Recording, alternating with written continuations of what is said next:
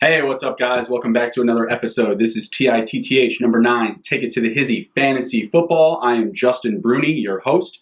Today we're doing a NFL Week 3 preview. Going to be going through all the matchups, touching on some starters, who are comfortable benching, who are putting in our flex spots, and then also reviewing some over and unders as well. Jumping right into it here, looking at the Falcons coming into the Colts. Falcons traveling to Indianapolis. Starting out, we're looking at Matt Ryan.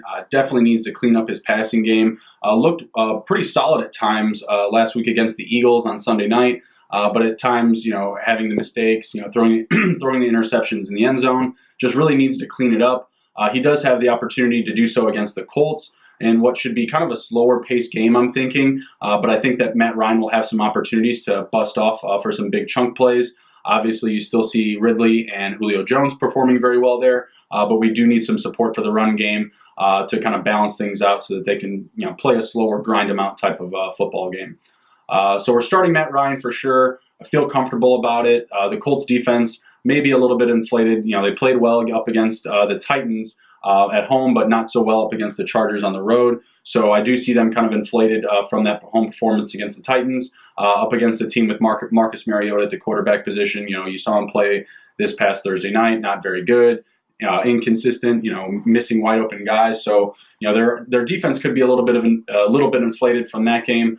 They did let up 333 passing yards to Phillip Rivers in Week 1. So I kind of see Matt Ryan having a similar week to Rivers' Week 1 box score, maybe over 300 passing yards, a couple of touchdowns. Still may have that interception there, if he doesn't clean up his act up against this Colts defense. Next, we're looking at the running backs. For the Falcons, you have Ito Smith and Devontae Freeman pretty much splitting work right now. Neither one of them has, taken off as far as talent-wise or as far as success or efficiency in the offense. Neither one of them have put up big numbers any week, and neither one of them has stayed on the field overwhelmingly more than the other. Right now, if you really need a deep start for the running back position, I think you can put either one of these guys in there, whether it's Devontae Freeman or Ito Smith. I feel more comfortable with Ito Smith and more of a flex conversation. Devontae Freeman, you probably drafted as like your running back 2, or if you went really wide receiver heavy, maybe he is your running back 1. I hope that he's not that guy for you. So if you have to start him, go ahead and start him. But it doesn't really look like the Dirk Cutter offense is really favoring the running back position as it previously has not. So I don't really expect either of these guys to have huge ceilings any week. If you need to throw a dart on a running back, right now Ito Smith, is actually outplaying Freeman as far as like the box score. So both of those guys are interesting pieces, but neither one of them are overwhelming starts for me. If you have to plug them in your lineup, get them in there. But I would still say to tread lightly with them going forward and kind of monitor who's getting the more playing time, who's doing what as far as like the run and pass game for them. For the wide receivers, you have to fire up Calvin Ridley. You're, of course, going to fire up Julio Jones. But Calvin Ridley, people kind of, toss into the flex conversation just because he plays behind Jones. But Ridley has been very successful the past 2 weeks. The run game has not been there for the Falcons, so they're passing a lot. So I look for Ridley and Jones' value to stay very steady. If you have Mohamed Sanu on your bench, he's a touchdown-dependent type of player, but he does lead the Falcons in snap count percentage. So he's on the field a lot, and his availability could, equal a touchdown one of these days here. Could be this week up against the Colts defense that could be, trying to hone in on those top guys with Jones and Ridley. If they try to take those guys out of the scheme, try to scheme against them essentially so that they're neutralized. You could see a little bit more of Austin Hooper, who I am confident starting this week at the tight end position. That's a pretty banged up position right now. You got guys like David Njoku out. People are going to be starting, Jason Witten this week, playing up against a weak Miami team. So kind of a situation to monitor there at the tight end position. Austin Hooper, I like this week for the Falcons. Going over to the Colts, Jacoby Brissett's been a great field manager. Didn't take too many risks last week. Only threw for about 154 yards, but he was able to get 3 touchdowns. He's not taking any big shots downfield, which I'd like.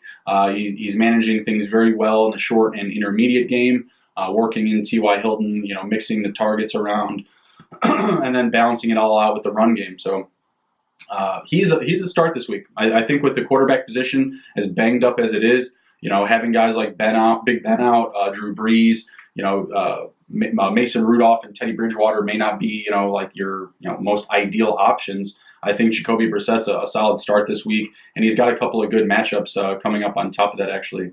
Let me pull that up really quick. I want to see what his matchups are, because if you're going to add him onto your team, it's nice to know that he at least has some favorable matchups coming in the following weeks.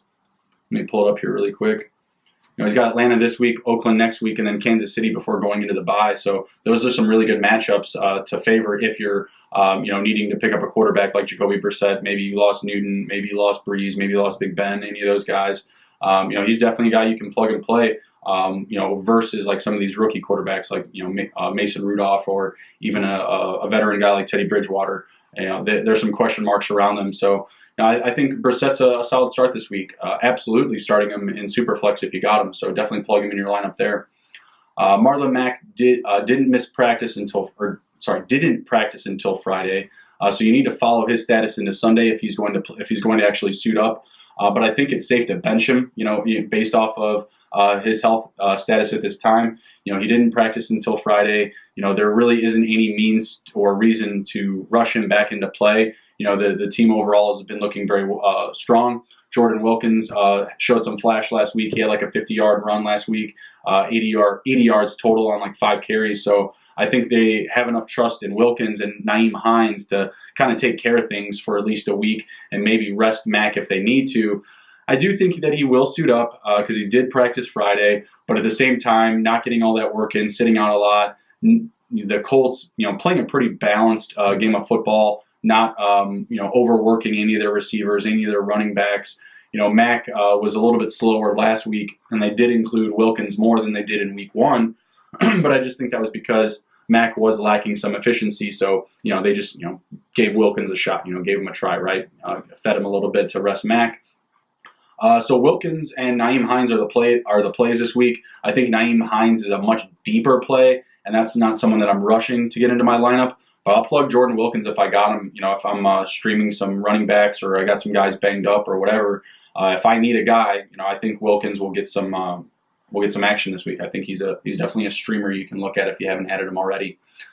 Wide receivers, I'm only going to be starting Hilton here. I'm not interested in the tight ends. I'm not interested in Kane or Rodgers.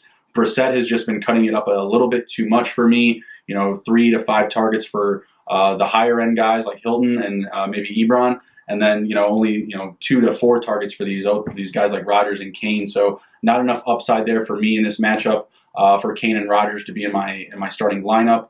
But give me T.Y. Hilton.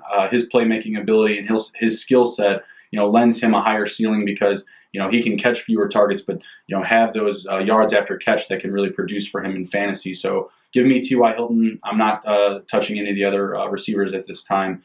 Ebron and Doyle are there, obviously. Doyle is playing a little bit more than Ebron right now, but at the same time, like, they're going to eat at each other. They're not going to – either one of them is not going to have a high amount of targets. I'm not interested in them. I think there's more upside elsewhere. Even like a guy like Vernon Davis against the Bears. The Bears are a really good defense this week, but those other receivers there will probably be held in check. Well, Vernon Davis might be able to find some space, so he's a guy that I'm looking at. Not interested in Ebron or Doyle this week. Go ahead and keep him on your bench. Over/under for this game, I got 47 points here. I like the under. This is going to be a last possession type of game, maybe even field goal to win it. But I'm going to say under the total of 47 points for the Falcons visiting the Colts. Next, we have Ravens at the Chiefs. You're pretty much starting all your Chiefs. I don't know why you wouldn't. Patrick Mahomes, of course, you're going to start him. Been playing lights out. Had that amazing second quarter last week. Over 285 yards in one quarter, 3 touchdowns, just absolutely crazy. So you're obviously starting him. You're not getting away from Patrick Mahomes out of your lineup. No reason to really consider it. The Baltimore defense, will be good. They might hold them to maybe some less points, and maybe we see kind of a like mid-20s, lower 20s type of game between these two teams. But I still think that the weapons there are fit for big fantasy games. Mahomes obviously included. Damian Williams is going to be out of this game, so look for a fair amount of Sean McCoy, but a lot of Darwin Thompson and Darrell Williams because LaShawn McCoy is still banged up. So I like some Darwin Thompson this week in DFS. Give me the Robinson, Darwin, and Mahomes stack. Robinson, Mahomes, and Darwin stack in DFS. I think that's going to be profitable this week.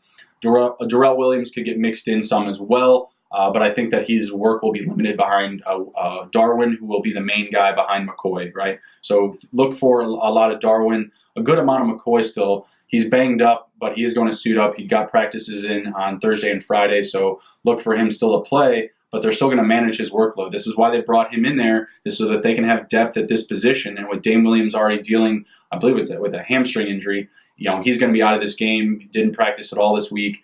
This is why LaShawn McCoy is there. This is the exact reason. Because if Dame Williams goes out, they need more than Darwin Thompson and Darrell Williams. That's just not going to get it done for them, year long, rest of the season value. So this is why he's there. You got to have Darwin Thompson on your team, right? If you own McCoy or you own Williams, you had to have gone out and spent some money on Darwin Thompson. Because he's going to get a bunch of action this week. So look for him to get some love. Add him if you haven't already, and feel confident putting him in your lineups that he's going to get some action. The wide receivers, you're starting all of them: Watkins, Hardman, Robinson. Start them all. It's just that simple. You can't sit any of these guys right now.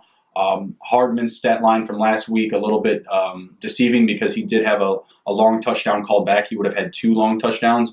Robinson obviously went off. Watkins went off in week 1. So you have to start them all. They just have upside in this offense with Tyreek Hill still out. Same thing with Kelsey. You have to start him. You're not getting cute. You're not starting any Blake Bell action. You're just rolling out all of these weapons. I don't recommend rolling out multiple. If you have Hardman or Robinson, pick one. Pick the guy that you believe to have the highest ceiling. To me, it's still Robinson. They're going to use him a little bit more on the field because he's a bigger guy and he's out there for run blocking. So I like Watkins and Robinson to play the most, and that for me is just the most upside because you're going to start all of them regardless. But if I have to choose one over the other, give me Robinson over Hardman this week. Like I said, that stat line for Hardman was a little bit deceiving. He was targeted more downfield, but with this defense with Baltimore, they're going to try to be keeping the downfield stuff limited. I see Robinson having a little bit more upside. He just seemed a little bit more comfortable in those routes and catching balls deep. Okay, let's see here. For Baltimore, you're going to start Lamar Jackson. Again, a very similar situation on the opposite side of the ball here. You're going to start all your Ravens. They're playing in this big game. I was saying the score could be in the low to mid 20s, but it could also be that of something of like the Rams in Kansas City last year, where they're scoring in the 40s and 50s. So this is definitely a game I'll be hitting the over on. I'll get to that here in a second, but you're absolutely starting Lamar Jackson. Look for him to pick up where he left off in the passing game. Probably do a fair amount of damage in the rushing game as well if the running backs don't get going. You have Mark Ingram there and Justice Hill and Gus Edwards, but the Chiefs have been very strong up against the run. They've allowed the 4th fewest fantasy points against the run so far in the first couple weeks here. So look for Lamar Jackson to be included in the rushing attack, if necessary. I could definitely see him getting over 60 rushing yards this week and still hitting 300 passing yards because he's going to have to. Mahomes in this offense is going to go up. They're the home team here. They're still going to be scoring points. Okay, so look for Lamar Jackson and company to face a bigger challenge this week. Having to push the ball down the field, not being able to milk out the clock with running plays and rushing schemes. You're going to have to push the ball down the field. So, of course, I like the wide receivers in this matchup for Baltimore. Oh, sorry, I'm not starting Ingram, or I'm not starting Gus Edwards, and I'm not starting Justice Hill. I'm just starting Ingram here. I think that Ingram's going to get a fair amount of pass catching work, and I'm not sure about Gus Edwards, getting on the field as much as he has in weeks past. It really just depends on the scoring and the game flow. I'm thinking Ingram's going to be on the field more often than not. And when Ingram's not rushing, we're going to get some Lamar Jackson. So putting away Gus and Justice Hill this week. For the receivers, you got to fire up Marquise Brown. He had a lot more targets this past week and was on the field a lot more. So he's helping the rest of the offense open up space, with more downfield attempts, more downfield strikes. So look for that to continue. Not starting Willie Snead or these other guys. Willie Snead, I think, is probably the next best option for the receivers, and I think that he could get 4 to 6 catches this week. But I really think that Jackson is going to split it up even more. I think Roberts is going to get some action. Chris Moore, all these guys that are there that are playing a lot but are not getting into the box score just yet. I think some of them are going to creep in this week. So give me some Marquise Brown, give me some Lamar Jackson, and then give me some Mark Andrews as well. Mark Andrews has been banged up, but he did get a practice in Friday. That was his similar schedule to the week prior, where he played like 55% career high in snaps and had a huge monster week. So you're starting Mark Andrews no matter what. Get him into your lineup. I'm just going to fade these back end wide receivers for them. I actually am starting Hayden Hurst in the league because he's just a low end touchdown dependent player, and I need him. The other guys starting Mark Andrews, so there's some tug of war there, perhaps if Hayden Hurst can steal a touchdown. But that league is just ridden with no tight ends on the waiver wire. That's just how that goes sometimes. So I'll throw a tight end dart on him for a low end touchdown dependent player. Over under in this game is 52. Give me the over. I still say we're hitting like 27, 25, 28, 25, and that's the low end. That's the low end of this game. I think that it can definitely hit above that, but the low end for this game, both teams are scoring in like the low to mid 20s, so I can definitely see this game hitting the over very practically. All right, next up we got the Bengals coming into the Bills, going into Buffalo. Andy Dalton has been passing a ton. He has a ton of passing yards, but I think he's going to find it very difficult to do the same this week in Buffalo to keep that pace. Buffalo is playing their first game at home, so you know that they're going to be amped up. They're going to be pumped. I do think that Dalton is going to throw an interception and maybe even two in this week. I am putting Joe Mixon away. It's not going to be his coming out party week. Buffalo defense is just too strong. They're going to scheme against him. They're going to take the run away from Cincinnati, and they are going to force them to throw the ball because they do believe in their secondary. Buffalo has a very strong secondary, so look for a lot of Boyd. I think you can start Ross this week, but he's lower on the list. He's looked really good the first couple of weeks, but he's still like a fringe option for me. I know a lot of people that are putting some John Ross away this week because the secondary in Buffalo is just not going to allow for a lot of volume from him. But I can still see Boyd hitting like 5 to 7 catches and getting 50 to 70 yards. I think that's real still, and Boyd has shown that he's a legitimate wide receiver one. Ross has shown the stats that he's there in the same type of space, but I really do believe that he gets held in check this week. So I'm going to go ahead and bench Ross, start Boyd. Ross is still there. He's on the fringe. If you don't have like a high end like running back in your flex, I think Ross could still be a flex play. But for me, if I got him on my squad, I'm going to bench him. But I understand he's got a lot of upside, with his performances in the past 2 weeks. For the tight ends there, Tyler Eifert and TJ Uzama, throwing a dart, just lower end tight end starts. Again, I think that Dalton's going to have a rough time in this game. I don't see a ton of upside for these guys other than Tyler Boyd. So I'm going to keep both of those guys on my bench. DFS options, Tyler Eifert, CJ Uzama, sorry. DFS options, flyer, throw a dart, touchdown dependent options in DFS if you're looking for lottery tickets. The Bills, you're definitely starting Josh Allen this week. He's performed very well in the passing and the rushing attack in the first 2 games, adding his first rushing touchdown this past game. I think this could be the week that he goes over 100 rushing yards. You have Devin Singletary who's out. You're going to be looking for something a little extra from TJ Yeldon and Isaiah McKenzie behind Frank Gore, who should get a good amount of action this week. But I think Allen is in a good spot at home. Buffalo's first home game. Bengals defense hasn't looked great outside of the pretty solid performance against Seattle on the road in week 1. But I'm liking what Buffalo can offer. They have a unique attack with their wide receivers with John Brown and Cole Beasley, and Allen has looked really well and comfortable playing with them, as well as Devin Singletary and Frank Gore. So fire me up some Josh Allen this week. Like I said, I think he has the potential to hit one of those 100-yard rushing games. Fire up some Frank Gore. He was a big ad this week off the waivers. I think that he's going to have a positive week. It's not going to be a top 10 guy. But top 25 for sure. Top 25 running back. He's got a great matchup against the Bengals, who have allowed the 3rd most rushing fantasy points against so far in the first couple weeks. So teams have had their way with the Bengals on the ground. Look for that to continue. I do think that McKenzie and Yeldon are some sneaky plays this week if you're desperate for touchdown dependent or like really high catch volume dependent running backs. And Yeldon and McKenzie have the opportunity to do so with the Singletary out this week. So look for those guys to be some lottery ticket plays as well. John Brown and Cole Beasley I'm starting this week. I have Cole Beasley lined up in a lineup this week for a Josh Allen stack. I'm going to stack them, hope for the best. They've been connecting quite a bit. Beasley's got a fair amount of targets, so I like that. And I think they might find the end zone together this week. John Brown, you're starting week in and week out. He's shown as much that he's a reliable wide receiver 1 or at least a wide receiver 2 in fantasy formats. So I like him as well. Start him everywhere you got him. I am not starting either of these tight ends. Knox and Smith, they play almost exactly half the time, and they're not getting enough attention from Josh Allen. You could see a touchdown to one of those guys, I suppose. We saw O'Shaughnessy for Jacksonville this past Thursday night, second drive, because they punted and the Titans muffed the punt, and they got a possession inside the red zone. And hey, O'Shaughnessy, block and slip, rolls out, easy touchdown, right? It can happen, but I'm not starting either of these guys. I'm not comfortable with it. They don't get enough attention. They're splitting time over each other. Not enough there for me to get them in my lineups or even own them. Over, under, 44. Give me the over. I think that both sides get enough yards to get enough scoring opportunities.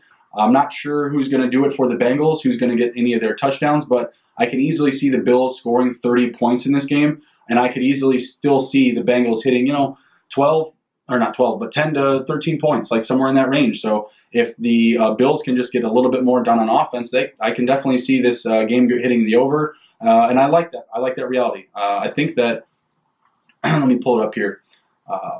The public, I believe, is pulling this into the under. Let me see here. I don't know. The over's got 52%. Yeah, so it's pretty close. 52% to the over for the public and 48% to the under. So I'm playing to the public a little bit here, but I really do think that the Bengals can get enough done to score enough points. Like I said, like 12 to 13, 14 points. Maybe it's just 2 touchdowns, no field goals. But I think they get enough done to hit the over here, and I think the Bills at least score 30 points in this game. Okay, next we got the Broncos at the Packers. Flacco finished that Bears game really, really well.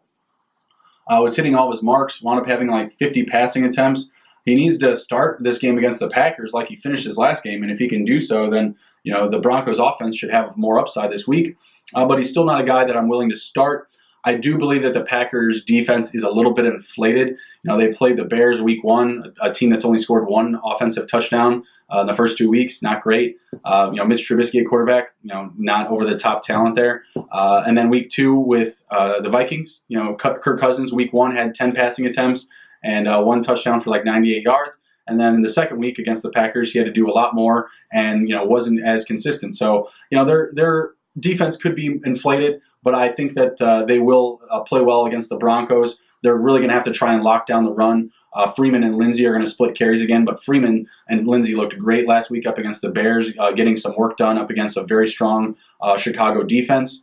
Freeman did look like he was a little bit better, a little bit more efficient, so he's the play for me this week over Lindsey. I think you're going to start both of them if you have them, but if I have to pick one over the other, this week I'd go with Freeman over Lindsey. Freeman had 5 catches last week, eating into Lindsey's pass catching workload. So if that's something that's going to continue to happen going forward, we could see weeks where we're just not starting Lindsey at all, and it's just the Freeman show. So starting both of them this week, I like the matchup against the Packers, who allowed a solid attack on the ground for Dalvin Cook last week. So I look for that to continue, that trend to continue against the Packers, the run space being available there.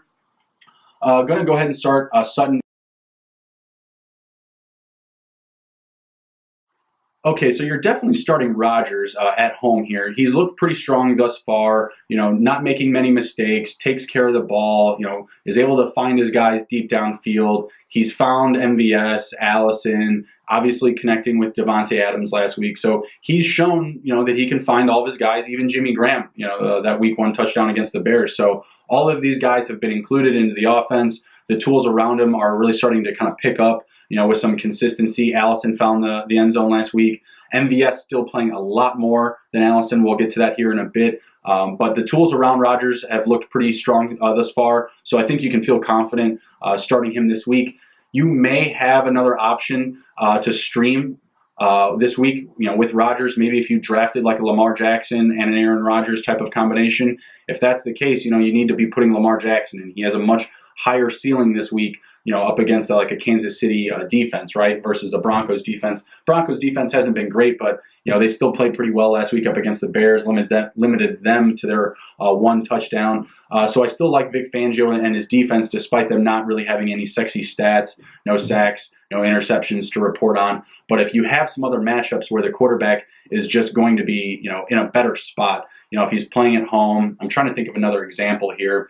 Even like Jameis Winston playing up against the Giants at home. The Giants have an abysmal defense, and Winston has looked not terrible, but not great at the same time, but could have more scoring upside this week. So I like Rodgers. He's definitely a start, but you could have some streaming options that are actually ahead of him in your lineup. So look for that option. If you have an overwhelming matchup that's sitting below Rodgers, that's maybe something that you want to consider. Going into the running backs, LaFleur has said that he wants to split carries with these guys. He wants Williams to work. He wants Jones to work. He wants both of them to be included in the scheme. So look for that to happen going forward.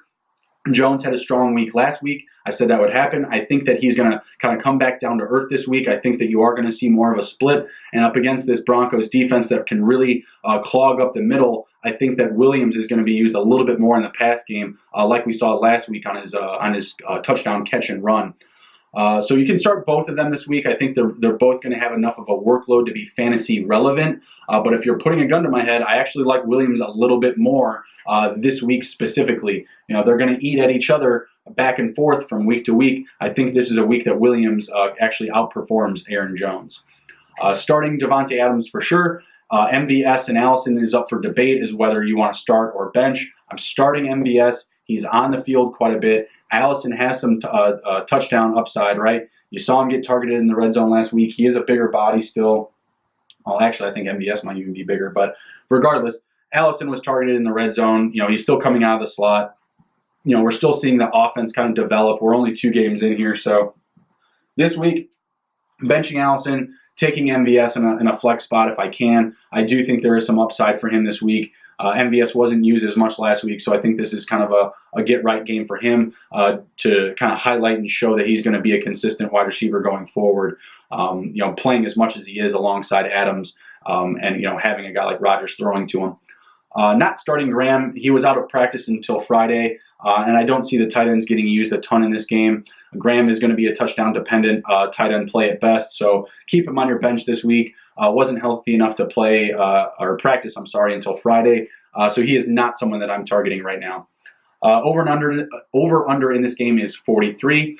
Give me the over. I think like I said, the Packers defense, it has been a little bit more inflated, and Flacco showed a pretty good spark at the end of the last game to give me some confidence that the Broncos are going to score some points this week. So give me the over the 43. I think that number is a little bit too low for this matchup. I think they should have been around like a 46, 47 mark for this game. Lions at the Eagles.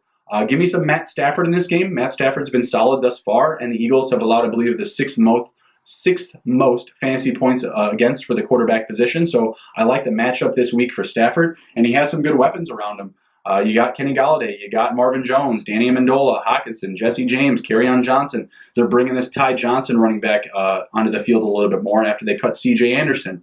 They did sign Paul Perkins as well to kind of fill that big body back role, get that goal line work where C.J. Anderson may have been used a little bit more. Or just a solid handcuff to Kerryon Johnson for first and second down work. But this Ty Johnson guy that they're bringing in, he outsnapped C.J. Anderson last week, and they're going to get him some more work this week. He caught a touchdown pass from Stafford in the preseason, so I think there's some opportunity there. But Stafford has a lot of weapons around him here, and I think that this game may be a little bit more deceiving. I think the Lions have a really good chance to play spoiler on the road up against a banged-up Eagles team. So start Stafford. QB1 leagues, start him. Or one quarterback leagues, I think you can start him this week. I think he's got a good matchup. Superflex league, he's absolutely getting started. Or Superflex leagues, he's absolutely getting started. So I feel confident. I think he's going to put on a good performance this week. Give me 300 plus yards, 2 touchdowns, 0 interceptions. Give it to me. Fire up some Matt Stafford this week, guys. Starting Kerryon Johnson for sure. Had a little bit less of a rushing attack last week, but he did have over 80 yards all-purpose, and he did catch a touchdown. I believe it was a 47-yard run. So that's nice to see. When your running backs aren't able to get things going in the rushing game, you want to see them get going into the passing game, because if one area isn't there for them, you want to see them into the next, right? So I think you can start Kerryon Johnson this week, no problem. Ty Johnson is a super flyer if you're super desperate for a running back start. I think I'm discussing a lot of other options that you can do before plugging him in, but I think he's a good handcuff right now. Kerryon Johnson still does get used a lot, so if he goes down, there's going to be a lot of opportunity behind him available for Paul Perkins and this Ty Johnson kid. So I like him a lot, but you're not starting him this week. Going to be starting Galladay and Marvin Jones both, and I think this could be a comeback week for Danny Amendola. The guy had 13 targets in week 1, didn't have anything. I think he had 1 target in week 2. Ouch. I think this is a game where he can come back in and get 6 to 7 targets, where the Eagles are really trying to bring pressure to the top guys. So fire up some Danny Amendola this week. Get him in your lineup. I think it might be, or you might think it's a risky start, but get him in there. I think he's going to do some work this week. Same thing with Galladay and Jones. I think all of these guys have upsides to score. Hawkinson and James should be involved in well, and I would start Hawkinson in this week because I think he'll have a little bit more volume than week 2. I think, again, this is a peaks and valleys type of offense where, Hawkinson and Amendola might eat this week, but Galladay and Jones still put up respectable lines. So I think this is a matchup where all of these pass catchers can eat. I do see Kerryon Johnson still being involved enough to start, but as far as the game flow goes, I think that the Eagles are going to try and push the ball down the field consistently, and they're going to not lean on the run as much up against the Lions. So look for a big passing game going back and forth this week. I know I said the same thing last week with the Lions and the Chargers, and it wasn't, but I'm thinking the opposite this week. I'm hoping the Lions kind of flip the script for me here and they start passing a little bit more. I think that's going to happen this week. Like I said, Stafford has a strong matchup. I think they're going to lean on him a little bit more. So yeah, start Hawkinson. You're not starting Jesse James just yet, but I think he'll have positive game flow. Starting Jones, starting Galladay, starting Amendola. I like the Lions this week on the road at the Eagles. Okay, start your Lions other than Jesse James. The Eagles. Wentz is going to have his work cut out for him. Hopefully, Alshon Jeffrey can suit up and help him out so he doesn't have to lean on Nelson Aguilar. Deshaun Jackson is out. You have Miles Sanders and Jordan Howard. They're going to be splitting carries. You'll see Darren Sproles get worked into the pass-catching game. He was used quite a bit last week in the pass-catching game, but wasn't used at all in the rushing game. So look for Howard, look for Sanders to get used quite a bit. Wentz is going to have his work cut out for him. I like Nelson Aguilar a lot if Jeffrey is out. If Jeffrey suits up, I think you can bench Aguilar, honestly, because I think that he'll just cut it up a lot more with Jeffrey, Ertz, and the running backs. And I think that Aguilar's upside is very well tied to Jeffrey being out, because you still have Matt Collins there. You still have Zach Ertz that's still going to catch a lot of balls. So I really tie Nelson Aguilar's availability and volume to Jeffrey this week. If Jeffrey is suiting up and you're hearing a lot of positive things about him on Sunday, I'm saying to pull Nelson Aguilar out of your lineups. That's how I feel about it. I'm not starting Matt Collins this week still. He's going to be touchdown dependent. I don't see a lot of volume going his way. Zach Ertz is the play this week for the Eagles. I think he's going to get fed a lot because I think that Aguilar will get tied up if he's the only guy. And if Jeffrey's there, he's going to wind up getting focused on quite a bit. So look for Zach Ertz to get a lot of work this week. I like the Lions on the road, 45.5. Give me the under in this game with a Lions victory on the road at Philadelphia. The Dolphins, toilet paper of the NFL, coming into Dallas. The Dolphins, don't start any of them. Don't start them. Don't start Preston Williams. Don't start Kalen Ballage. Don't start Kenyon Drake. And my God, do not start Josh Rosen. I don't care how many quarterbacks are hurt. I don't care if all the starters are out and all the backups are in the entire league. That doesn't mean Josh Rosen is a starter on your fantasy team. They're not good. They got no pride. They're playing for Tua. They're playing for the tank. Not interested. Not starting any Miami Dolphins this year. It's almost an unfair advantage if you're a team that gets to play Miami. I mean, in fantasy, if you don't play Miami, you may not be like a top 10 quarterback in the league. It may not be possible if you don't actually get Miami on your schedule. I don't know if you can. Jared Goff doesn't get to play Miami this season. He may not be a top 10 quarterback because of it, because Miami is just inflating everyone's numbers. It's just nuts. It's crazy. So if you didn't get that point there, if I wasn't clear enough, don't start any Dolphins. Okay? All right. Cowboys, you can start them all. Dak is a must start. Have to think that he's putting up big numbers unless he gets pulled. He has 5 touchdown potential here. 5 touchdown potential, absolutely. Whether he's passing or maybe running 1 or 2 in. It's absolutely possible if they don't pull the starters. And again, I've talked about this before. I don't know what the formula is for getting these the starters pulled against the Dolphins. Every team is going to tackle it differently, and I'm not sure if there's a formula that fits for everybody. Like I was saying the other day, like, is it 5+ possessions? Is it 6 possessions? What is it? Like, in what situation can we say, hey, you know what? Let's actually get these guys some work. Like, let's get these guys some real reps in a game against this college ACC teams, the Miami Dolphins. Like, let's just get these guys some work and rest our big guns. Maybe it's later into the year. Maybe it's not right now. Maybe it's because, a lot of these teams didn't get enough reps in the preseason, and the Dolphins are the perfect team to get them done on, or whatever, the safest, because you're just not concerned about them, even trying hard enough to hurt you, to even actually get you injured. But at the same time, I saw fucking Blake Martinez last week, have his ankle go whoop this way, out of nowhere on a non-contact injury.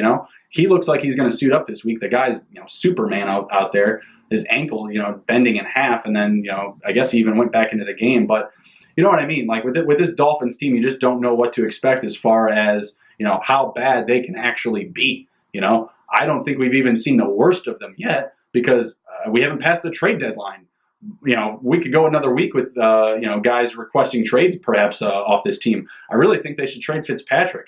I don't know what he's good for anymore if you're not even going to start him.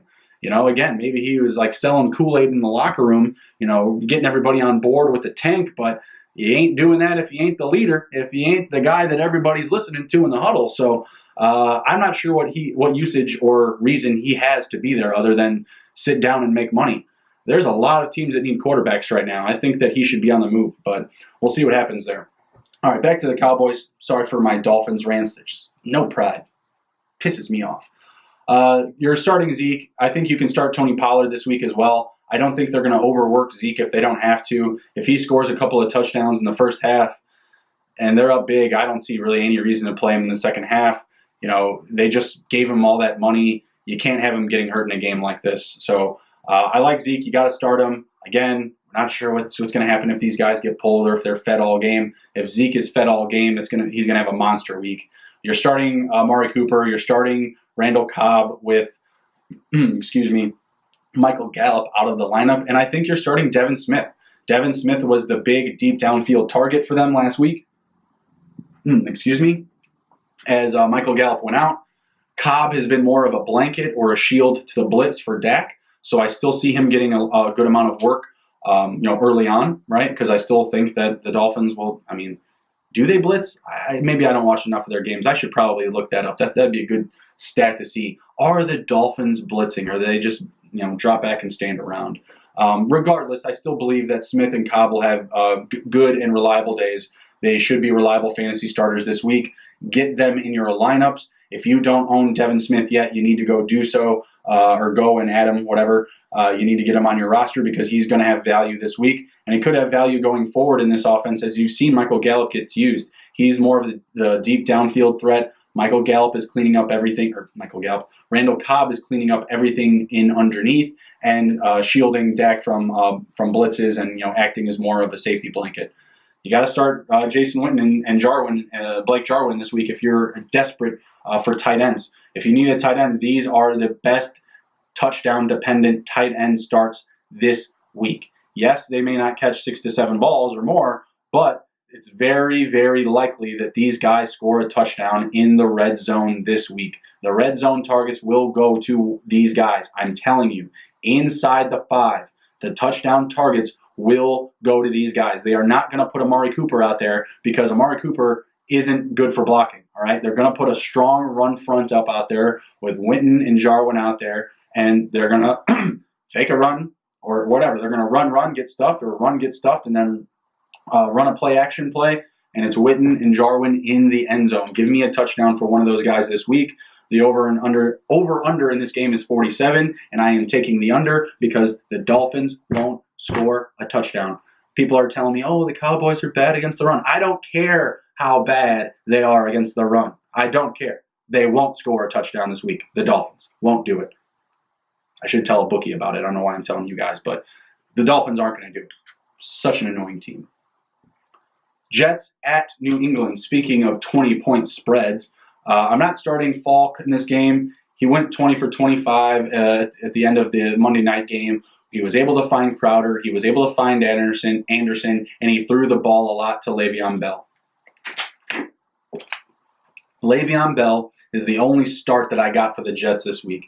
New England defense is just too good, too strong, too scary for me to throw out this rookie quarterback for the Jets, a third-string quarterback for the Jets. I can't do it, okay? I can't do it.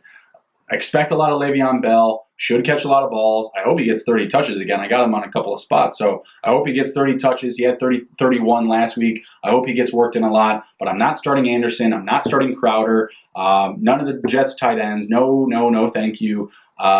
They're just going to have their work cut out for them this week, guys. The New England defense was practically playing offense last week up against the Dolphins. And while the Jets have more weapons and actually have a concern to fucking win, they're still not going to be able to get it done. Yes, I could see them scoring a touchdown here or there, but there's not enough game-long upside for Anderson or Crowder for me to get in on them. You know, they could have some upside in the second half of this game or in the fourth quarter, you know, when the Patriots may lean back a little bit. Or they're not going to pull their starters in this game because it'll still be a competitive game. They're not the Dolphins, like I said. But at the same time, I could see the Jets scoring a late game touchdown, you know, while the Patriots are already up. So with that, Crowder and Anderson could get a touchdown, but they don't have enough, like I said, game-long upside for me to be getting in on them, where there's a lot of other options out there where wide receivers are going to be getting fed the entire game or have upside every quarter of the game because the game is either competitive and they're not getting put away, or the quarterback is still targeting them or keeping them included because they're just a part of a better offensive scheme. The Jets don't have that. Sorry, the Jets.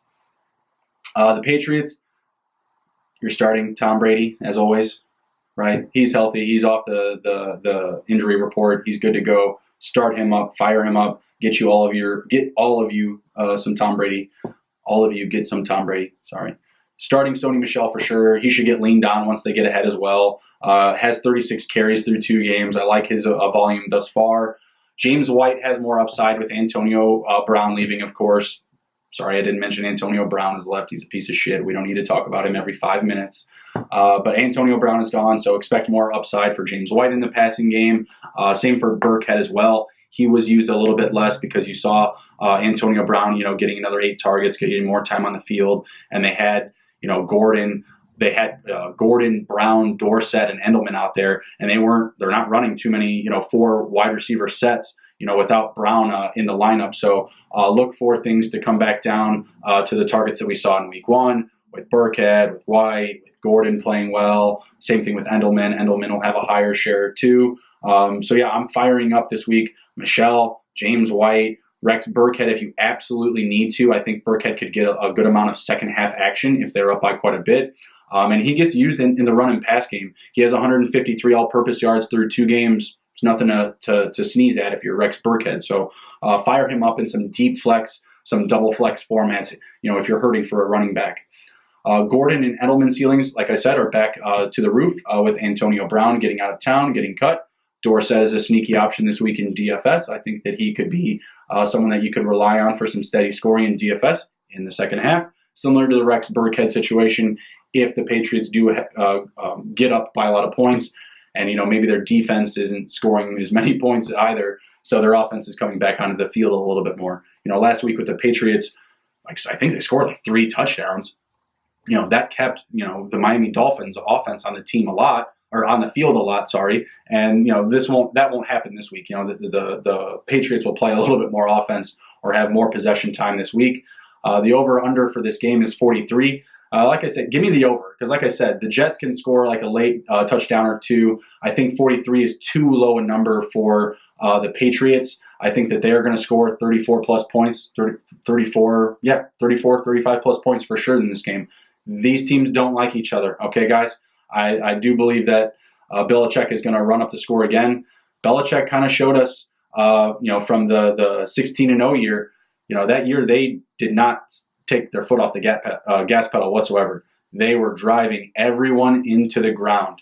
And if that's what we're going to see this year, I know Antonio Brown's gone now. I was kind of relating that to the whole Randy Moss thing, building the super team, whatever. But you know what I mean. Like, Bill Belichick is this type of guy where he will run it up. He doesn't care. He's taking care of business. We're talking about we're talking about the Jets. We're on to the Jets, or we're on to the Dolphins. We're on to the next one. He's just always on it, always taking care of business.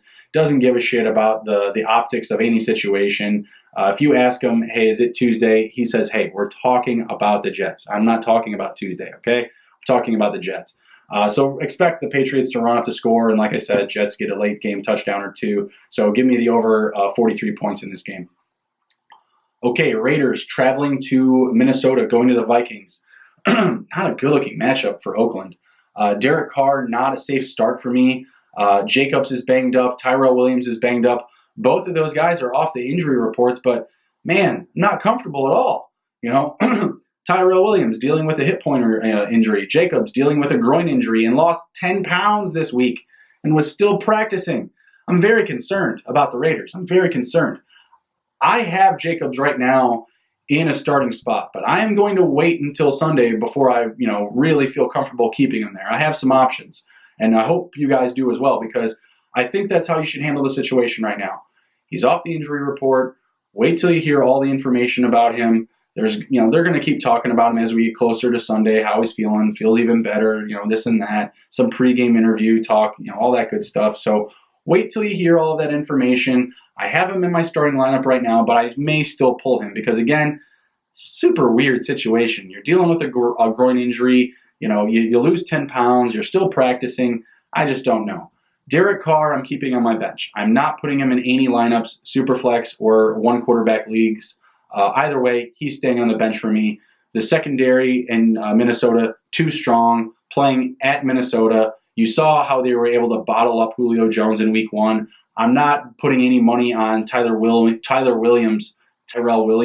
Like I said, he's healthy. He's not questionable. He's off the injury report, but he is lining up against Xavier Rhodes. And they don't call him No Rhodes for nothing, okay? There's a reason he got that nickname. If you need to discover why, watch some week 1 tape of him up against Julio Jones, one of the best in the game, okay? Tyrell Williams, fast, speedy guy that can break things open up downfield, but going to get held in check this week up against Xavier Rhodes. Give me some Darren Waller. Give me a sneaky Hunter Renfrow play this week. But you're shutting down Williams. You're shutting down Carr. And you got to wait and see on Jacobs and a Jalen Richard play there if you're going to try to get sneaky with that. Okay? With the Vikings, Cousins should be better this week. He has an opportunity to get right at home. Dalvin Cook is going to do his thing to protect the passing game and to open things up for Cousins. I do think Cousins has a much better week at home against the Raiders secondary that just lost Jonathan Abrams, one of the better cornerstones of their secondary, one of their better defensive backs. So I'm looking for Diggs to have a big day. Stephon Diggs, come on, buddy. You got to do it for me. Come on, bud. For everybody, right? I mean, Stephon Diggs, a guy that caught almost 100 balls last year, over 1,000 yards, double-digit touchdowns. Where are you at, Stephon Diggs? He found the end zone last week, but he had one touchdown called back on a penalty, and I think he may have even had another touchdown called back on a penalty, but he did have that 45-yard bomb from Cousins, so that was great to see. That was saving his fantasy week, making him fantasy relevant last week. So I'm hoping to see some consistency out of Diggs and Thielen. You are starting them. Like I said, the secondary for Oakland, not great. They lost Jonathan Abram. The number 2 spot, I think, is Diggs, is going to have some more opportunity than Thielen this week, but give me both of them. Start Diggs and Thielen both alike. Not starting Rudolph, not starting Irv Smith Jr., not doing enough for me, not getting enough targets, not getting enough volume. Irv Smith isn't on the field enough. So bench both of them if you have. Now, I don't think Irv Smith is owned anywhere, but keep Rudolph on your bench. There's better options out there. 43.5 points for this game. Give me the over. I think Raiders are going to score 10 to 13 points on the road, and I think Cousins and company, especially Cook, is going to get it done. Give me 2 Dalvin Cook touchdowns. Give me 2 passing touchdowns for Kirk Cousins. Give me 28 points right there. A couple more field goals. 10 or 13 points from the Raiders. We're hitting the over, baby. Over 43.5 points. Give me the over in that game. Okay, next up, we got the Panthers at the Cardinals. I am not starting Kyle Allen this week, but I am adding him in a few spots because I want to get in on him before the sunlight comes, before he has a really good game, and the price for him is really high on the waiver wire. So if I can get him now for free and then maybe sell him off to a Cam Newton owner if Cam is looking to be out for more than what we're anticipating already. Cam Newton has shed the walking boot again, I believe, but at the same time, he's been inconsistent with his health status. So if you're concerned about that going forward, add Kyle Allen because he'll have a good matchup this week and he may show you enough to keep him on your team. But you want to add him before he is actually worth anything, before he costs you anything. So add him this week if you can. I'm not going to start him. I think that the secondary for Arizona, like I said, is bad, and he has some upside there, but I could still see him throwing an interception, making a mistake. I do just expect a lot of CMC, a lot of check down work, a lot of rushing attempts for him. He's obviously a must start. You're always, going to keep him in your lineup. And then DJ Moore and Curtis Samuel are good starts just based off of the matchups. The Arizona, secondary really bad, like I said. They're letting up a lot of air yards. Curtis Samuel, a big deep threat. DJ Moore, very, very efficient in intermediate passing, catching balls, 15 to 20 yards off the line of scrimmage. So, they're both very good weapons in the offense. I do think that Greg Olsen will perform well this week. He is questionable right now, but he has a really, really good matchup up against the Arizona secondary or even linebackers that have given up the most amount of points to the tight end position. So if he's healthy, if he's good to go, you have to keep him in your lineup. Just follow his status going into Sunday and, just see what comes out from that. The Cardinals, we're looking at Kyler Murray having another strong week, throwing over 350 passing yards in both of his first games, actually. I'll confirm that here really quickly. Kyler. But I look for him to have a strong performance. He didn't throw a touchdown last week or an interception. Game log here. Okay, so over 300 in his first two games. The first game was 308 and the second game was 350. So he almost hit 400 yards last week. I still expect him to have a really good week up against a Carolina defense that has played above average against quarterbacks. But I think with the system that the Cardinals are running, a ton of passing, spreading things out, it should work to their advantage up against the Panthers. I think the Cardinals are going to win this one at home. Look for David Johnson to get a touchdown. Look for Larry Fitzgerald, Kirk, and Bird all mixed in the passing game. I think this is a week where David Johnson could have a couple of touchdowns, one receiving, one rushing. I'm looking for him to have a big bounce back week. Had a pretty poor performance last week, but looks like he's going to be good to go. Look for him to catch 5 or 6 plus balls. Fitzgerald, Kirk, and Bird, like I said, those are the guys to start for the Arizona Cardinals wide receivers. They are the ones that are playing the most. Behind them, you still have Andy Isabella, Keyshawn Johnson, and Michael Crabtree. Those are just low-end guys. They're not on the field enough. They could come in and steal a touchdown, sure, but they don't provide enough game-long upside for me to keep them in my lineups. I just see them as kind of eating snaps at each other behind these top 3 guys. And they really made it a point to get the ball to Damiere Byrd last week. So, if you're looking for a desperate wide receiver play, I've seen him available in a lot of leagues still. Not starting any tight ends for the Cardinals. It's pretty simple. They're not targeting them or using them at all. Over under 44.5. I like the over here. I think both teams can score a fair amount of points to hit the over. Both teams have enough talent. You got CMC and those receivers for the Cards up against a poor defensive matchup in the Cardinals. And you got the Cardinals that are playing at home with the air raid offense. Give me the over here, 44.5 points, guys. Next game, we have Giants at the Bucks. Dan Jones isn't a fantasy starter this week, kind of similar to some of these other guys, just because he's going on the road, going into Tampa, a defense that's played very strong, strong secondary, strong up-front play for the Buccaneers. So I'm really anxious to see what the Giants do this week, especially because of the success that the Bucs had last week in shutting down CMC. They were very efficient in shutting him down. So I'm looking to see if they can do the same thing with Barkley. I'm looking for the Bucs to flood the A gap, flood it up in there, up the middle. So they're going to be pushing Barkley to the outside. I think that he will catch a fair amount of balls this week because he's going to be getting a lot of outside zone runs, and he's going to be looking for catches in the flat and some wheel routes and everything that he can do underneath, right? So yeah, you're out, of course, starting Barkley, but like I said, look for him to do a little bit less in the rushing game this week, a little bit more in the pass catching game, as the Bucs will flood that A gap.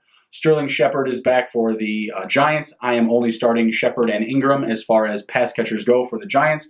not getting cute with Andy Latimer or Benny Fowler. Those guys have been banged up, been in there filling in for Shepard. Give me Ingram, give me Barkley. Those guys will have a fair amount of volume. The back end guys will just kind of get sprinkled in here and there. I'm not interested in any of those guys. Buccaneers, starting Winston in a home matchup. I know he's kind of looked mistake prone at times, but he has a really good matchup up against a Giants defense that looks abysmal, that looks terrible. Look for him in Godwin to keep things going. Could have another 100-yard game, but I firmly believe this is the coming out party for Mike Evans. He is in a get right spot at home if I have ever seen a get right spot at home. He was sick week 1, flu-like symptoms. Week 2, he's on a short week, Thursday Night Football. This is his spot. Playing at home, fully healthy, ready to go, has a good matchup for Winston. The running back should be able to contribute as well, so the wide receivers aren't just getting completely focused on by the opposing defense. So give me all of Mike Evans this week. Give me Peyton Barber, Jameis Winston, and Mike Evans stack in DFS. I think it's going to make you some money this week. Peyton Barber, you can start him. He's the guy there. You're not starting Ogunbowale. You're not starting Rojo. They're not doing enough. Ogunbowale is actually out snapping Rojo right now, but they're not feeding Ogunbowale, and they should. You know why? Because he's Ogunbowale. Why wouldn't you?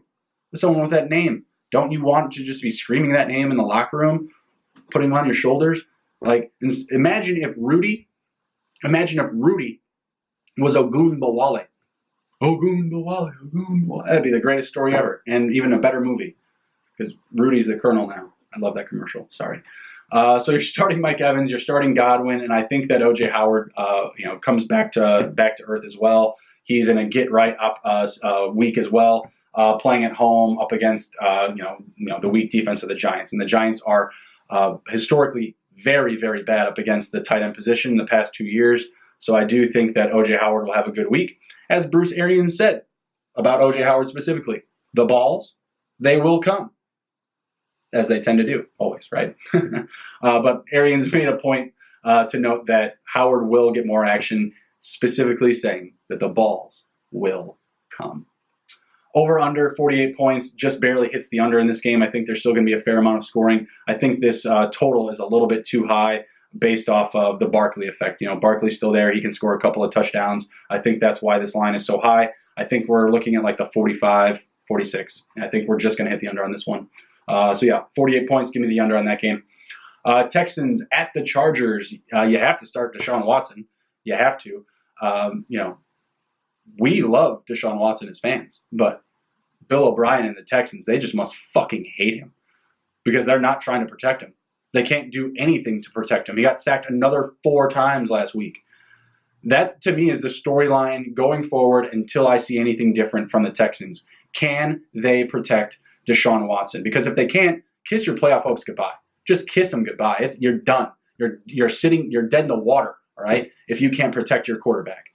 And Tunzel's been there now another week. I expect him to have another strong performance, but they're taking attacks from all over the place. They can't stop linebackers. They can't stop ends. D-backs are getting in there for sacks. They can't spot a blitz, to save their life. So because of that, they have to use Duke Johnson more. I'm starting Duke Johnson this week. I hope that they use him more. I don't know. I don't have any type of inclination to feel confident or not confident that they will or won't. I just have to believe that Carlos Hyde is still not good enough to be a bell cow back. Like, he got a lot of carries last week, but he didn't do anything with them. I think that Duke Johnson and Carlos Hyde are the most practical options to keep Watson safe. But you can't go one-dimensional with them in either direction. You can't go run heavy with Carlos Hyde. You can't go pass heavy with Duke Johnson. Bill O'Brien, cut it the fuck up. Split it up, man. Keep the defense guessing. Duke, Hyde, whatever. Keep a balance here. You can't lean on one over the other because that one way won't keep the quarterback protected. The defense will figure out how to attack when you're on the run heavy, when you're on the pass heavy, to get to Watson, to get past that offensive line. So, man, I hope they cut it up. But last week they showed more of a favoritism to Hyde. I feel confident starting both of them this week. I can understand if you want to bench Duke Johnson. There's plenty of enough reason to, based off of his play last week. I just feel that he has more upside in this matchup against the Chargers, who have let up a good amount of yards to the running back position, especially week 1 to Marlon Mack and the Colts. So I look for Hyde and Duke Johnson to have good weeks. I understand if you want to bench Duke, if you don't want to, listen to me on this one, but I'm starting Duke Johnson. I'm saying put him in your lineups. I'm thinking he's going to have a good week. Carlos Hyde, a little bit more of an average week. Give me 15 carries, 70 yards for Hyde maybe. That's a good performance, by the way. That's a good performance. But give me a handful of catches for Duke Johnson and a Duke Johnson touchdown. Give it to me, Duke. Starting Hopkins, of course, best wide receiver in the league. Not going to tell you to sit him. You're starting Will Fuller. His playing time is still, that of Hopkins. He plays just as much as DeAndre Hopkins. So don't take him out of your lineups. Don't get cute. He should have a good week here up against the Chargers. Their secondary is still beat up, still missing Derwin James. So I like Fuller to have a good week. I'm not starting Kute. I'm not starting Stills. They're going to eat at snap-sat behind those guys, but into each other's work. So you'll see Kute out there. You'll see Stills. You might see some downs where all of them are out there, but I'm still rolling with Hopkins and Fuller because the price that you paid for Fuller, really wasn't that expensive. So you're not like concerned that you have to start him this week because he's one of your top guys that needs a get right week. Like some of my guys. But Will Fuller, no, he's in a good spot this week. Has a good matchup on the field a lot. Not starting Stills or Kute. I like Hopkins and Fuller a lot this week.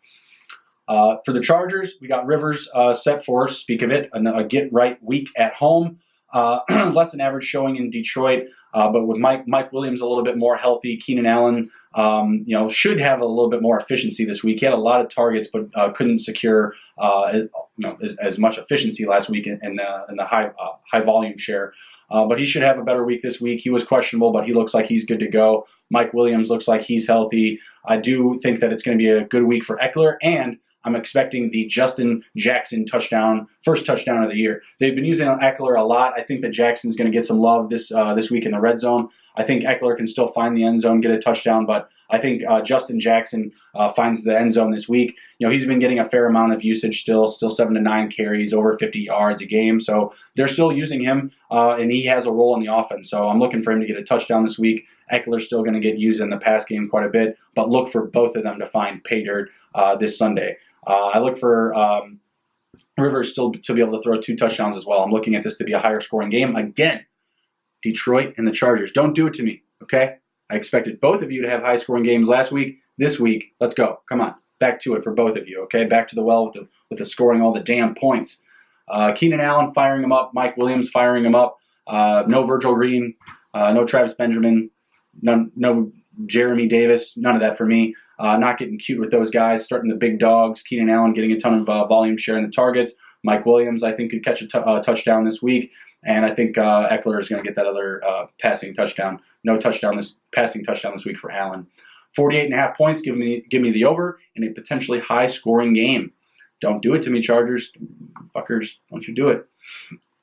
All right, next up, we got Saints at Seattle. I am not starting Teddy Bridgewater. The Saints offense is just super fucking weird. You got Taysom Hill, you got Bridgewater. I could see, some back and forth action there. Bridgewater goes in first down to play QB in the shotgun. Second down, Taysom Hill comes out in the wildcat, and third down, Bridgewater and Hill are both out there, and we don't know who's even going to collect the snap. They could do a lot with these guys.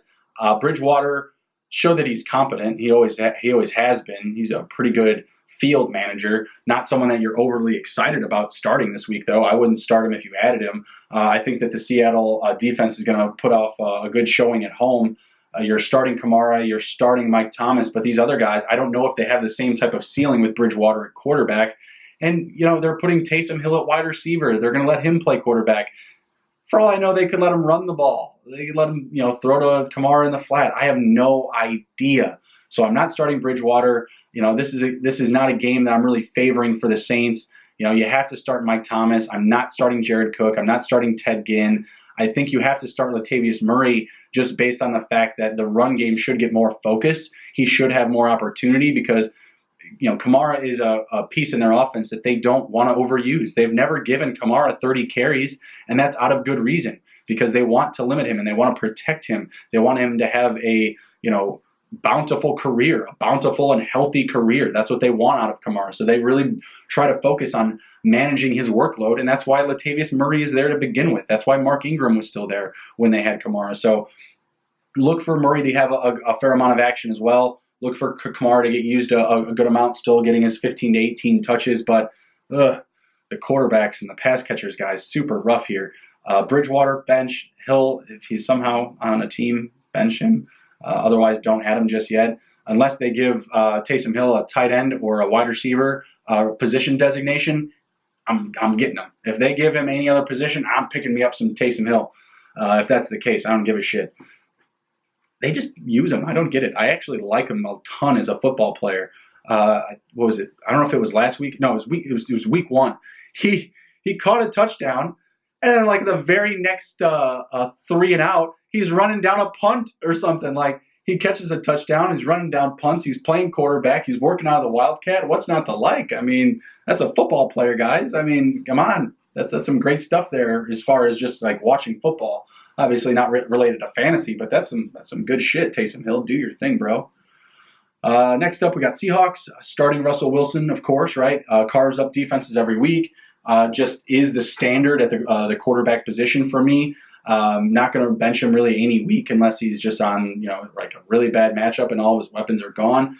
He just makes his targets better. He makes all the weapons around him better. So fire up Russ Wilson. No sweat off my back or forehead, whatever. Still starting Carson despite all the troubles with his fumbling in both the first 2 games. Penny has earned an increased share of workload, but at the same time, I believe Chris Carson's still the guy there, right? He's still going to take the bulk of the volume. They said as much. He's getting 2/3, 3/4 of the carries. Penny has gotten that quarter of the workload still. He is still getting used in the passing game and the rushing game, so he's a starter. You can put him in your flex. I prefer putting Penny in like a double flex league. I don't know if your team's going to be that great if he's the only flex play that you have for like a single flex spot. We're not into the buys just yet, guys. So your team can't be looking too good if you're plugging Penny into a single flex spot. But if you have 2, I'm comfortable putting Penny in a flex 2 spot or something like that. Chris Carson still in the running back 1 conversation for me. Hasn't really shown anything negative other than the fumbles. The way that the Seattle offense works. They're not just going to run. They're going to cut it up. They're going to split up targets. They're going to be creative how they attack you. They're not just going to go run first and second down, pass on third down every series. They're going to mix it up. Chris Carson's going to be a big piece of what they do. He was a big piece of what they did down the stretch of last year. He's still someone that you want to have. Don't go and try selling him. Don't get cute trying to move him around unless you can get like some really big pieces for him, which I doubt that you can at this time because of his troubles. Always sell high, never low.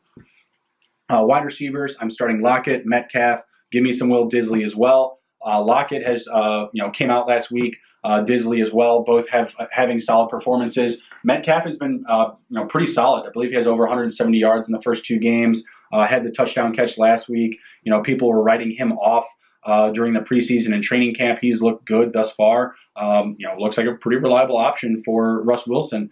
And like I said before, Russ Wilson makes his guys better. So if you're someone that's like, oh, well, Metcalf can only do this, he can only do this. Okay, that's fine. He can only do those things. He can only run stretches down the field. He can only run a slant route. Whatever you're saying that he can only do, that's fine. Russell Wilson and Pete Carroll will work that into what they got.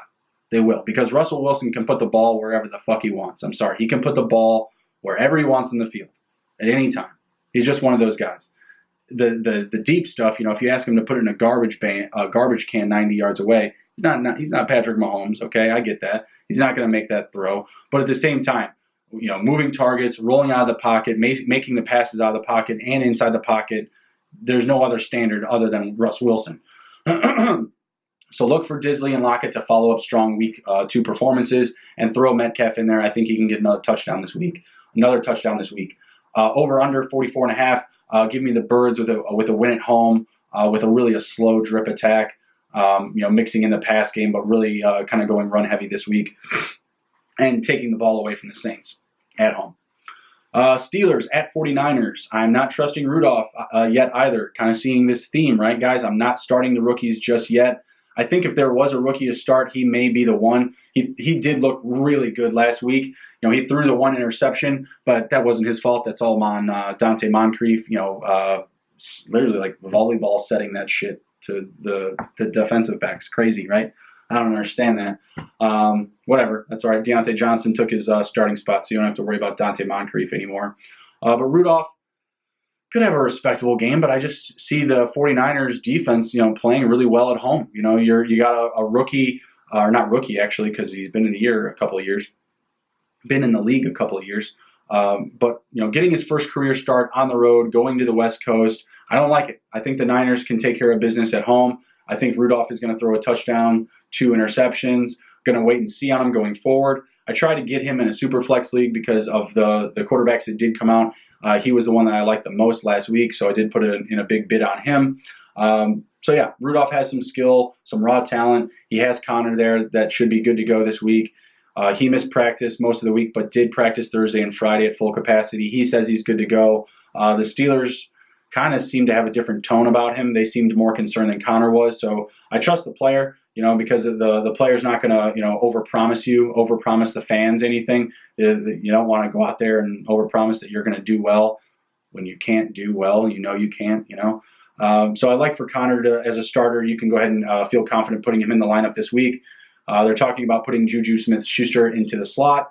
That is really exciting because there should be a lot of open space underneath. You saw Vance McDonald performed very well underneath, had 7 catches, not a ton of yardage last week, but did have the 2 touchdowns. So bringing Juju into the middle of the field, looking for more space for him underneath, I think that will benefit Rudolph as well. But again, Niners defense looked very strong the first couple of weeks here.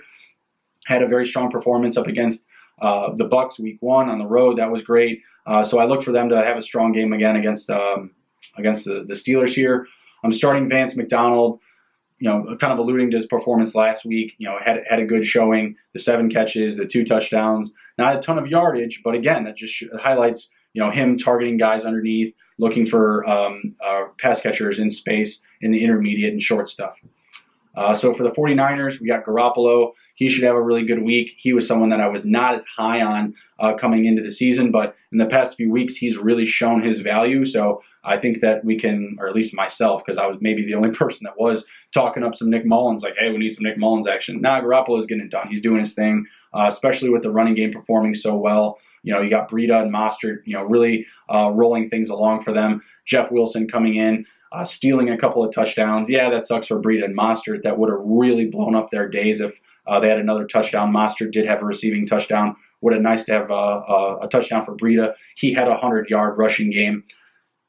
And they were all used sparingly, like right around like 30% or so, 33 to 34% for all of them. So look for like kind of a similar formula going forward. I like Breida and Mostert the most. Those are the guys that I want to start still with Coleman out. Wilson could have been kind of like a flash in the pan, kind of a moment. I'm not really sure. But I really like the Breida and Mostert start. Garoppolo's going to have a big day. The secondary for the Steelers is really bad. They did bring in Minkah Fitzpatrick, but I'm not quite sure that he's downloaded just yet on their defense if he's going to be a big piece this week for them. So I really like Kittle. I really like Deebo Samuel. They're going to have big weeks. Goodwin, I'm going to put away. He only had 3 targets in the first 2 weeks. He did get a touchdown last week, which was nice to see on a big play. But the volume's just not there for me, so I like Deebo and Samuel the most. Fire up Kittle and Deebo Samuel all day this Sunday. Over-under for this game, 43.5 points. I like the under. I don't think Pitt scores more than 1 touchdown here. I think that they're going to stall in the red zone. I think that Rudolph will have his way down the field, but once they get into the red zone, I think Rudolph is going to have some trouble. So give me the under here, 43.5 points with Pittsburgh traveling on the road to the West Coast. Okay, next we got Rams and Browns on Sunday Night Football. Right now it's looking like Denzel Ward and Greedy Williams, defensive backs for the Browns, are looking questionable for this game. It could lend to more upside for Goff. The only issue is that we're probably not going to get the calls if they're out of their games until late in the day on Sunday. And you're going to have all of your guys playing already, or most of the quarterbacks in the league going. So I'm probably not going to get Goff into my lineup. He still does have a tough matchup on the road against the Browns in Cleveland. And if Denzel Ward plays, I wouldn't have even considered it either way, just based off of his traditional home and away splits, his splits in the box score. And Goff is kind of disappointed this far. I was expecting a lot more from him coming into this season, expecting a lot more efficiency, and I really think it has to do with Gurley not necessarily getting rolling as much as he has in the past. Right away, he opened up a lot of opportunity for Goff in the red zone last year. So I'm hoping for Gurley and Brown to have strong performances this week. I think that they are both starters in fantasy, Gurley and Malcolm Brown. I think that Gurley is going to catch a lot of balls in this game because I do think that those defensive backs are actually going to play, and that they're going to be getting a lot more check down work to their receivers and even Gerald Everett, who's going to be playing a lot with Tyler Higbee out. So the Rams wide receivers, they play a ton. All of them over like 88% of the time they're on the field. Cooper Kupp going to get a lot of check down work. I think Cooks has an opportunity to have more upside if Greedy Williams or Ward is out. And then Woods to have a fair amount of check down work as well. Like I said, you can get Gerald Everett into your lineup this week. Tyler Higbee is ruled out of this game. So if you need a deep tight end option or a streaming tight end option this week, Gerald Everett is your guy. Like I said, check down work, not a lot of deep threats in this game for the Rams. Not a lot of deep shots going to be taken. So fire up all these guys, minus Goff. Really, I think that he could throw an interception or two in this game. Like I said, his road splits are not that strong, and you're playing up against potentially one of the best corners in the league if Denzel Ward is a go. If you're someone that's got Jared Goff and Mitch Trubisky, I think you're in a pretty good spot because you could wait and just see on this game. And if you planned on starting Mitch or if you already were starting Goff and you were just in a better spot now because of these guys potentially being out. But that's really all you're looking at. Or if you have Baker Mayfield and Goff and you need to decide who to start. If these other guys for the Browns are out, then you could bench Mayfield for Goff, no problem. I'd be okay with that. But Kupp, Woods, Cooks, Brown, Gurley, Everett, get them in my lineup. They're in there. See, for the Browns, Baker Mayfield, not showing QB1 level talent. Another disappointment for me so far this year. Not getting rolling with Landry, that seems to be a big issue for the offense. He's obviously hitting OBJ all day, every day. Rashad Higgins is banged up. He's not there. You got Damian Ratley, eating out of Jarvis Landry's bowl, eating from his pot, stealing not snaps, but opportunity from him. You're absolutely starting Chubb. Oh, I'm sorry, I'm not starting Baker in this game. I'm just not going to do it. He's playing at home, but the Rams have played really well up against the quarterback position so far, so I'm not starting Baker. He's looked inaccurate, inefficient, taking really bad penalties, just not doing it for me. Sorry, Baker. Maybe in a couple weeks here we'll get rolling with you, bud. You're starting Chubb. He's been doing a ton. Kitchens is talking about him even contributing more to the offense, so you have to start Chubb here. I think he can get more work in the pass catching game. They've been kind of showing that hand a little bit more or at least they did in week 2. So I look for him to catch some balls underneath. And then OBJ, that's the only receiver I'm starting here. No Landry for me, unless you're just really desperate. Maybe you have to.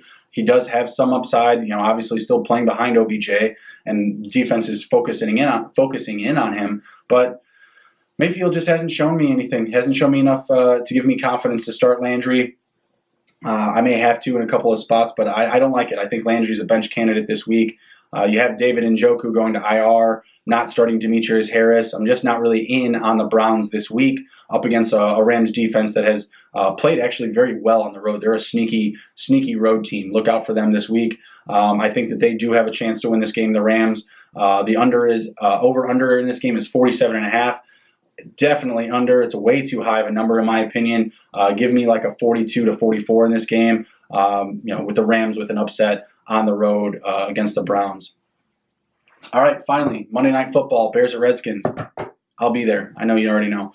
Mitch, going to have a good matchup up against the Redskins. The Bears offense have only scored 1 touchdown thus far this year, so I'm hoping it could be a coming out party for Mitch. I'm just not sure if it's going to be based off of what we've seen thus far. But the Bears, they've got the opportunity to do so. The Redskins defense has looked really, really bad. So look for a lot of Montgomery and Cohen early on, mixing in some Allen Robinson. The Bears do not want to lean on Mitch Trubisky. They shouldn't do so. If they do, they're going to lose this game. If the Bears lean on Mitch, they're going to lose this game. Mitch has an opportunity to put up some big numbers this week, but it has to be at the consideration of the running backs, or because the running backs are just opening up so many opportunities for them, or getting them into the red zone, getting them into scoring position, and allowing Mitch to take advantage of those opportunities. You're starting Allen Robinson. I'm not starting any other Bears wide receivers. No Anthony Miller, no Taylor Gabriel, no Trey Burton, no Adam Shaheen, Brockenmeyer, whatever, Brockenhauer, none of that nonsense. Not getting cute with any of these guys on the road against the Redskins. The Redskins defense isn't great, but I don't know who I'm supposed to throw chips on this Bears offense. They've thrown they've thrown no touchdowns. They've ran for 1 touchdown on a goal line play with David Montgomery. That's your touchdown, Bears fans. I mean, they need to do more, but I don't trust any of these guys yet to get them in my lineup. So give me Allen Robinson, give me David Montgomery, give me Tariq Cohen, not starting Mitch Trubisky. So those are the 3 guys for the Bears I'm starting. That's it. For the Redskins, you got Case Keenum. That's looked really good. It's looked efficient. He's looked like a strong quarterback in the first couple weeks, but he has a tall order for him with the Bears defense coming to town. Flacco had some success up against the Bears last week, as well as the running backs. But the Bears were able to take care of business and get everything done. They were able to come out with a win. As ugly and as bad as it was, I already touched on that in the last video. The Bears defense should still be able to show up against the Washington Redskins. I'm not certain if AP and Chris Thompson kind of pick up where Phillip Lindsay and Royce Freeman left off last week. I thought that the fire and ice combination between Freeman and Lindsay was pretty solid. Freeman, being the more efficient one of the two, but I could see a similar attack with Adrian Peterson on 1st and 2nd down, and Chris Thompson on 3rd, catching some balls, running some swings, with AP just grounding and pounding up the middle. And I think those guys will catch a fair amount of balls this week as well. As you saw, Flacco showed the world last week that, hey, you want to hurt the Bears, pass your running backs.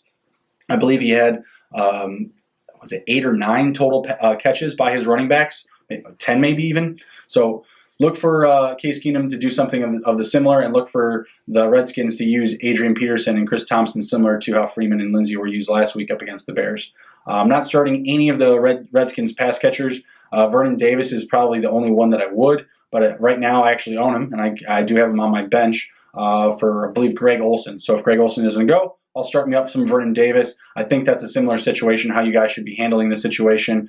Vernon Davis, had a strong performance week 1, but in week 2 didn't do as much. And in this matchup, on paper, the Bears have given up a fair amount of points to the tight ends, but I trust the Bears defenders, Trevathan, Roquan Smith, even Leonard Floyd, to spot up on Vernon Davis within 10 yards of the line of scrimmage, and beyond that, you're working into the safety territory. So, I don't think that Vernon Davis is going to have a great week, but if there's a pass catcher on the team that's getting a touchdown, give me Vernon Davis. All right, over under 41 points for this game. Give me the under. The Bears, could be in trouble again if they don't get rolling early on. I'm not taking this bet anywhere at all. I wouldn't bet. I honestly wouldn't bet it. But if you're doing the over under here on this 41 points, I'm taking the under. But I wouldn't bet it just because of how bad the defense has been for the Redskins. If the Bears decide to show up early on and they're scoring a lot of points, we could hit the over here, but it's not something I'm favoring. The Bears have only scored 1 touchdown thus far. I think that they could end the whole thing with 2 touchdowns, couple field goals, 20-10 win. So give me the Bears on a 20-10 win on the road. That's a fan talk. That's all fan talk. I do think the Redskins can actually win this game at home. So if I'm being truthful, the Redskins can pull it out. Their offense isn't terrible. If they can work something of a similar formula that the Broncos did last week, the Bears were this close to being 0-2. So that reality is really not that far off, but I'm pulling for a Bears 20-10 win on the road. Give me a couple Eddie Pinheiro long field goals. Give me a Cohen and Montgomery touchdown, and Mitch Trubisky just doesn't throw an interception. All right, guys, thanks for stopping back in for another episode. This was your Week 3 preview. Hopefully we get some high scoring, some positive vibes this week in the fantasy world. Please like, share, and subscribe to the video. Thank you for watching, and I will see you next time. Take care.